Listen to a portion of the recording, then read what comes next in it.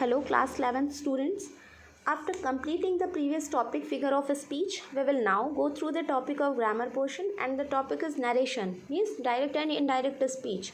Students, you have already knowledge about this important topic, but in this class you will get a deep knowledge about this. So let's start the topic, and your topic is narration, direct and indirect speech.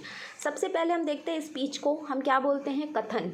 Means speaker जो होता है, वक्ता जो होता है, उसके द्वारा बोले गए जो भी शब्द होते हैं वो स्पीच कहलाते हैं, कथन। ठीक, कथन को हम 2 पार्ट्स में डिवाइड करते हैं, एक डायरेक्ट स्पीच और दूसरा indirect speech. Means direct speech प्रत्यक्ष कथन और इनडायरेक्ट स्पीच अप्रत्यक्ष कथन।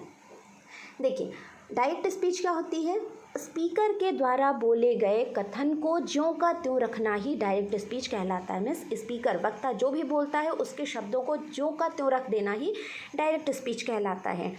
और स्पीकर के द्वारा बोले गए स्पीच को अपने शब्दों में कहना इनडायरेक्ट मीन्स अप्रत्यक्ष कथन कहलाता है। ये डेफिनेशन है, आपको इसको नोट डाउन करना है, समझ भी लेना है और नोट डाउन भी करना है, जैसा आप इमेज में देख सकते हैं।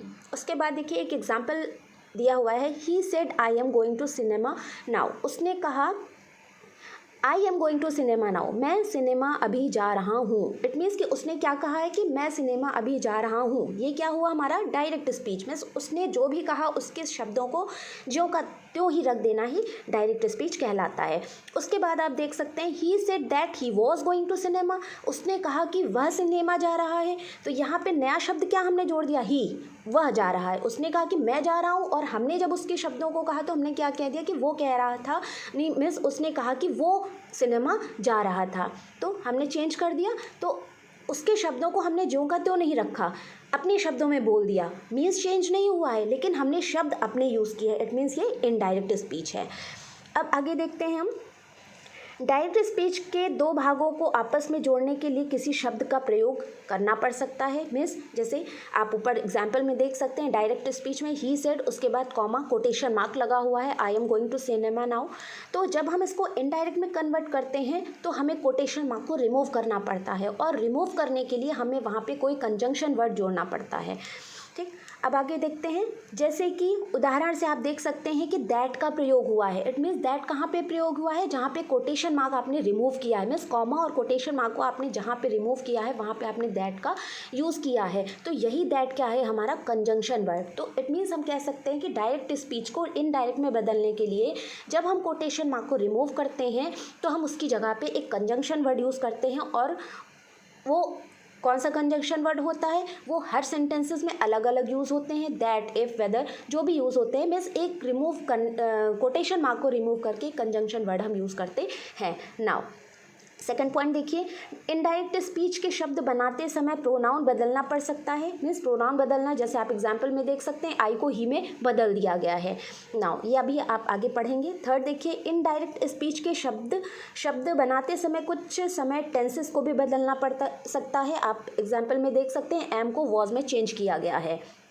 ना उसके बाद देखिए, प्रेजेंट कॉन्टिन्यूअस टेंस को भूतकाल पास्ट कॉन्टिन्यूअस में बदला गया है। मीन्स आप सेंटेंस में देख सकते हैं एग्जाम्पल में। तो कहने का मतलब क्या है कि आपको प्रोनाउन में भी चेंज लाना है और टेंसेस में भी चेंज लाना है।